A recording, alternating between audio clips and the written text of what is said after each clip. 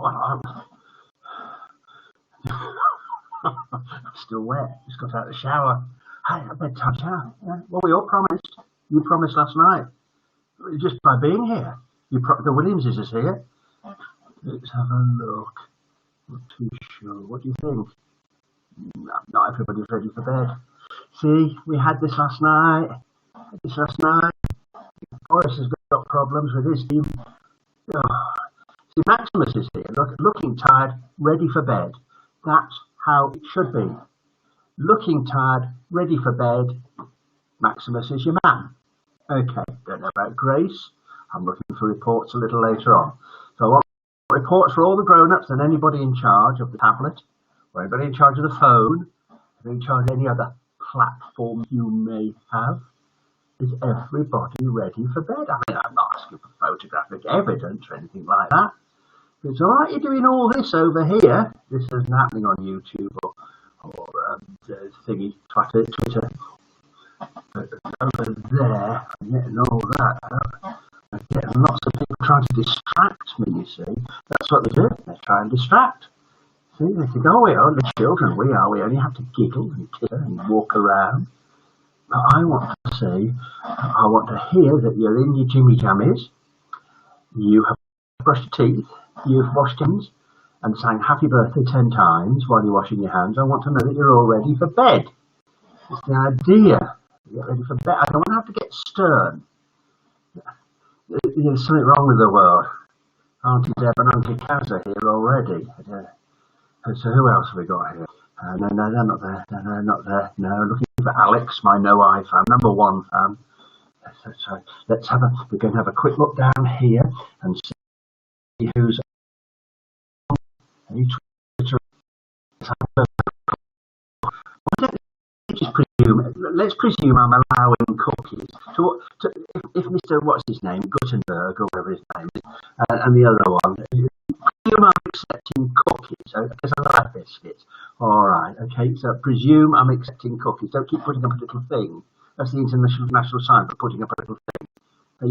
Yes, I accept. Okay, we presume I accept. Right, I've got a card that presumes I'm an organ donor. So if anybody who wants to be beside the seaside, I'm your man. All right? You have to think about that, won't you? Okay, so I think we're doing well. We're looking good for all you Twitterers. See, Uncle Deb isn't, Auntie Deb isn't in PJs. Maximus is in PJs, washed, teeth brushed, and lying in bed. You see, that could get annoying. You're so perfect, Maximus. Already asked him to tell him the joke tomorrow. We could do an early joke. I could tell you last night's joke. Let me just have a look at last night's joke. You must have got it. What do you call a dinosaur who's lost its glasses? Do you think he saw us? There you go. Okay. So at least you've had a joke. I mean, you heard it last night. The Hartfords are here. Oh, Louise is here. Hello, Louise. Got your message earlier? You're sorted. Okay, and Alex is here. Hello, Alex. Yes, I know, Alex. He's looking good, isn't he? Alex is looking good. Very good, yeah. Going to be a hero one day, Alex is. And you're going to be a hero.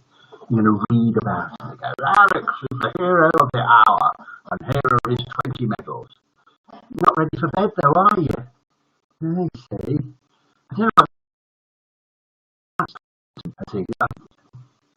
what? Clegg is here. Oh, very good. Oh, look. Oh, he's sauntering up to the camera. Hi, Cleggy. How you doing? He's saying. Yo. Oh, look at this. He loves you. He loves you, Cleggy. That's Christine, my cousin. Yes, in Lytham. Yes. All right. Hi. All right. Okay. So that's it. So as well as right, it's always good if you put the ages of who's listening. I like to know the name of the tinies who are listening. All right. My little ramekins, and I also like to know your ages, little age after, okay?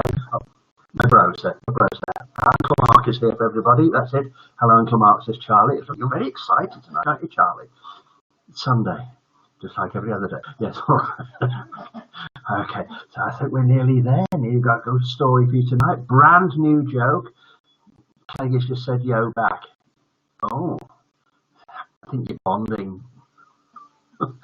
That should be interesting. Right. no idea what it means. I have no idea at all. We got Mark watching. Yeah, that's Uncle Mark. Let me just see who's here. Else is here. Got Mark present and correct. He's watching. I just don't want. I'm sorry about the finger. If it's used expression, but I just want to check that Williams is here. I'm going down a moment, and James has said that means Penny and Georgia are here. It's been a funny day today, I tell you, hasn't it? Has been a funny day. Yeah. I think I had brunch twice today. I didn't have anything at lunchtime. I didn't have any breakfast, but I had 2 meals. But I don't think so. Non-brunch times 2. Well, that's we do what we like, don't we? So we're nearly ready for study. We'll go and get the book. Oh, did you say that? Little kiss to Clay. Oh, that's it. Polly's here. Polly, that means Polly and Lily are here. That's very, very good. Okay, so I think we're all standing by, looking there. Let me just go and I'm just going to reboot down here. You better see.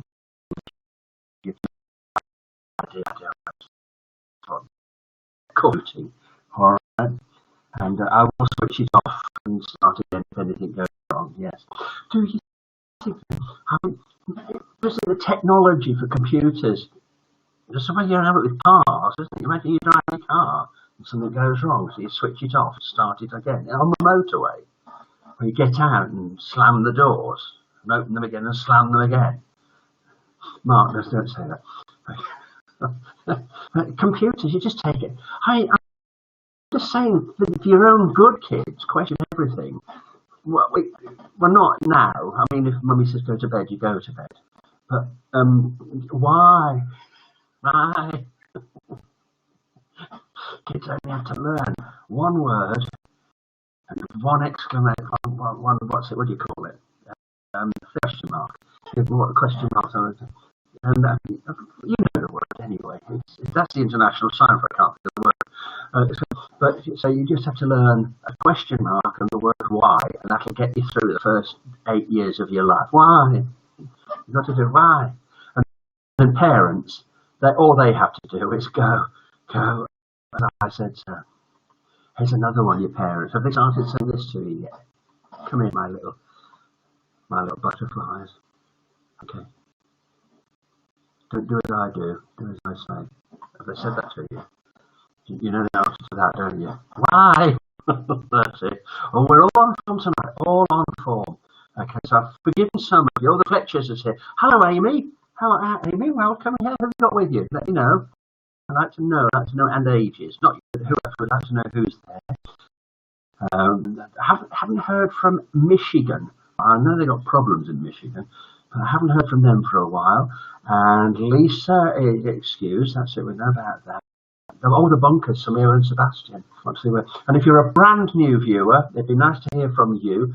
At the moment, I'm on Facebook Live and YouTubers and Twitterers around the world. So after the show, I go have a look and write down all your medications only healthier. So we're going there and in 1972. Let's have here. Oh, there. Yo, how everybody? Okay, all right. So let me just see if somebody wants to come on, and this has never worked yet, so I'm going to try it.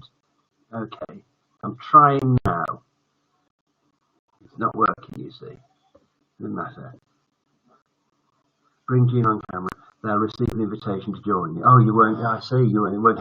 No, I don't know who's going to come. This could be Will or Jack. It was brand new 67 years ago. Mark's telling me about jokes there. No such thing as a new joke, but plenty of old audiences. Oh, hello. Laugh. Who is this? Will or Jack? Will, how you doing? Will, all right. You eating? No, I got my cooking stuff on. Oh, I say, have you really? This is Will, everybody, and he's one of the Tollett family, and he's joining us now. I do apologize. Will, we're going to apologise. Hi, you can do the secret sign. I will apologise to everybody on YouTube and Twitter. You can't see this, but bear in mind, this is Will. He's about 7 foot tall. He's got a big beard and moustache, okay, and he's dressed as a pink banana. So you'll trust me on that, won't you? All right, are you enjoying the program, Will? Yeah, you can speak. Use your mouth. If you expel air very quickly and think of something, it'll make a word. Okay, Louise, the Hartfords are all saying, "Oh, you know them." Alex is saying, "Hello, Will."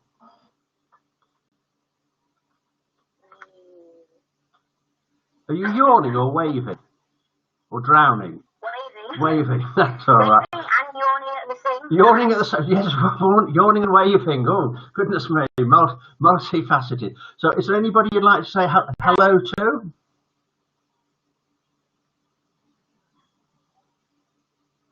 I was hoping that was a technical pause. It was, in fact, Will thinking.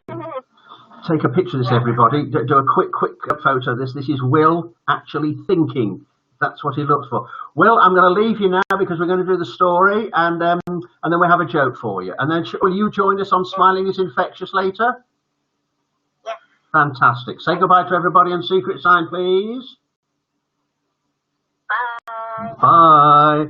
Very cool and laid back is our Will there. Continue without the guest. There we go. Oh, that was it. See this look on my face? That is surprise because it worked for the first time ever properly. I mean, we've done it occasionally. I've got a gap in my career. Right. So, Freddie, get the book. He's going to get the book. You said that a moment ago. Right. Can I help him up? Yes, of course I can help you. So here's the book. And for copyright reasons, we have to have a book with a reversed cover, which we've cleared it with YouTube and Twitter. You know that. And there is Penny. Penny and Georgia have joined us tonight. And there is Penny's bookmark, which we won't make that mistake again. Well, we bookmark out first, and when you see the bookmark again, not now. That's just a sort of example. E.g., right? You that's the end of the story. All right. Hello, Will, says Cleggy as well. That was nice. Okay, Will. That's very good. Will is like, I suspect, like lots of blokes. Right, and this might be a blokey thing with the phone. Right, the phone goes. Now, sensible people, like women, will leave a phone to ring till they put the baby down or put the fire out that's in the kitchen. Right, that's it. Men, a phone ringing is the most important thing in the world. And they will run over children on the floor to get to a phone. It's the phone. It's the phone. Whose phone is it? It's your phone. You know your own ringtone. Phone. And pick it. Hello. And then what's the first thing a bloke does with the phone? Right. Starts walking around the room talking. Right. What's the second thing he does? If you carry on talking in the room, he goes. We've all got to shut up while he has a one-sided conversation. Next time, Daddy or Granddaddy, or anybody, particularly of the bloke persuasion, right? And the phone rings. Watch they do all those things, and they do this. This is. If you want to. They do it on the phone. So pretend that's the phone. All right, we'll pretend the bookmark's the phone, right? And you start talking anywhere in the country. If you start talking anywhere in the planet while they're on the phone, they do this. Oh, why don't they go somewhere else? Just go somewhere. It's a phone. It's called mobile for a reason. Right, got that off my chest. Well, it's a multi-layer program. That's the International Science multi-layer. It's a multi-layer program. All intellects. Right, let's get on with it. Tonight we continue Dr. Dread and the Chair of 1,000 Farts by David Williams. Not taking the credit for that title, I tell you. So basically, it's all gone kaboom, right? That's where it all happened last night. Remember Bob, the rather naughty-ish child who kind of deserves everything he gets, but so does, what's his name? How can I forget Dr. Dread's name? I just managed to.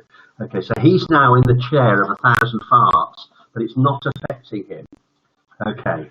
So he sat in it, sighed Bob, his nostrils flared to savour the scent, like a cartoon child sniffing gravy in a television commercial. What delicious aroma!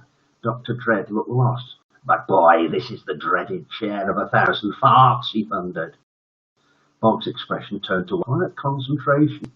Then a trumpet sound came from his bottom. 1001, sir.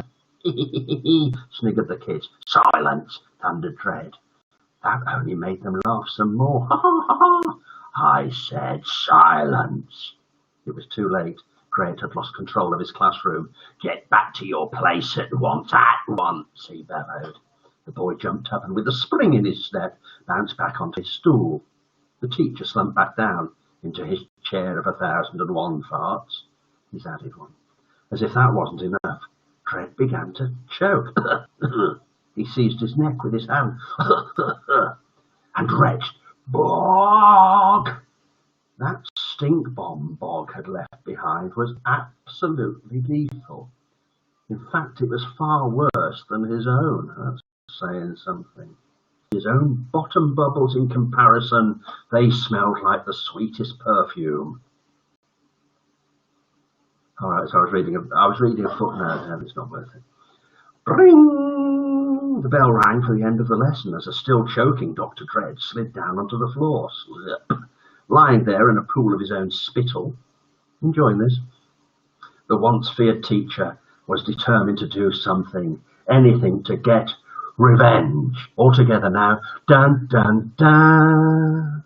So that night, when he returned home to his basement flat on the outskirts of town, the teacher limped straight down to his top secret laboratory deep underground. There, by candlelight, he began devising a host of new punishments, each one far deadlier than the chair of 1,001 farts. Dread made mechanical drawings on a chalkboard, began collecting all the ingredients he needed, putting the end of a bendy straw into his ear. He sucked out all the yellowy wax. Slurp. Next, he rolled it into balls. Then he placed the straw into his nostrils so he could extract every last drop of snot. Slurp. To rice pudding, everyone? Dread collected gallons of it, filling 3 old tin baths to the brim. The teacher worked through the night. By dawn, he'd finally finished and was ready to unleash these punishments on Bog. He cackled. Dread was determined to teach this blasted boy, excuse language, a lesson once and for all. Cling! The bell rang for the first lesson of the day, and for Bog it was science. Dread smirked as the boy squelched his way into his classroom, remembering he was horrible and even his feet squelched as he walked. Squelch, squelch, squelch. Little did he know what was coming to him. However, Bog had a plan of his own. Under his desk at the back of the class, he began secretly mixing together some of the gloopiest chemicals in a pot. The boy wanted to make the stickiest, gunkiest gunk so he could glue his teacher to his own chair. He would be stuck to the chair of 1,001 farts forever. Little did he know what was coming to him. With his beady eye, Dread spotted that his nemesis, that's his enemy, big enemy, his enemy, an enemy, was up to no good. Perfect. Now he could begin unleashing his torrent of evil punishments on the boy. Not paying attention again, Bog, demanded Dread from the front of the class. What, sir? Replied Bog as he tried to hide what he was doing. He didn't want to spoil the surprise. Exactly, muttered the teacher, a ghoulish grin spreading across his face. Come here. He beckoned with his long, thin finger. Immediately the boy hid the pot of gunk in his blazer pocket and squelched his way to the front of the class. Squelch, squelch, squelch. All the other children stopped what they were doing and stared. What was the world's worst teacher going to do to the world's worst child? Here, boy, said the teacher, holding up a paper bag. Because you've not been listening again, you must eat one of these jellies from my bag of doom. Bog peered down into the bag as a collection of sad-looking, soft and shiny, shall we say, sweets. Bag of doom? What are they made of? Asked the boy suspiciously. Try one and tell me. Bog shrugged and rummaged in the bag before popping one in his mouth. Oh, it tastes a little sour, he remarked. That's because, Bog, began Dread, they're made of my own earwax. Yeah! All the kids in the class were repulsed, but not Bog. The boy rummaged in the bag and popped another in his mouth. Scrumptious! He then helped himself to a handful that he stuffed into his trouser pocket. I'll have those later as a snack. The teacher thumped his desk in frustration. Thud. Still, Grangrad had plenty more punishments planned. "No matter, boy," he growled. "Go and stand in the corner." Bog did as he was told. "I do hope it doesn't snow." "Snow? Inside, sir?" "Yes, inside, as you come face to face with my fortune." Now at that point, I have in fact dropped the bookmark of doom as made by Penny. So I'm just going to go down, all right, and pick it up. Totally spoil the surprise, because that's where we're stopping for tonight. Now in goes, no, once it's gone in, it shall not be removed for 24 hours, like a safe lock. Now put that over there. And to be honest, I thought some of you might be eating your tea or drinking some hot milk. That story was a bit much for you. Don't you write to me, you write to David Williams. Thank you, Gordon. Oh, Alex, thank you, mate. All right, my man.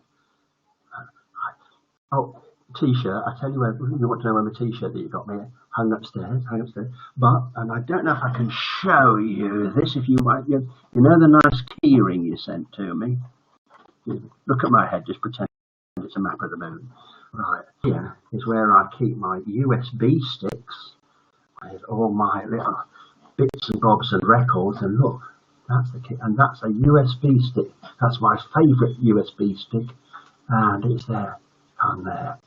And if my family are listening, okay, when I'm gone, all right, that little USB stick will tell you where all the hidden treasure is that I kept secret for the past 70 years. What? Damn rich I am. Just like being. I like people presuming I'm poor and haven't got a penny to spend on myself. All right. So, joke. I heard that. Thank you, Polly, as well. Thank you, Polly. Thank you, Lily. You two doing all right? You're doing all right. You're looking after you. Yeah, good. Well, that's what we've got to do, isn't it? Eh? Right, here we go. Oh, Charlie, come on. If you make up a joke, you've got to come and tell it. He's shy. Why? I know you haven't got any clothes on. You're a dog. You grow your own clothes. Dogs don't worry about fashion. Oh, except some people put clothes on dogs, don't they? Charlie just said, try it. You try putting pyjamas on him. All right, here you go. Right, okay. I'll tell it because I don't tell it better than you. I don't.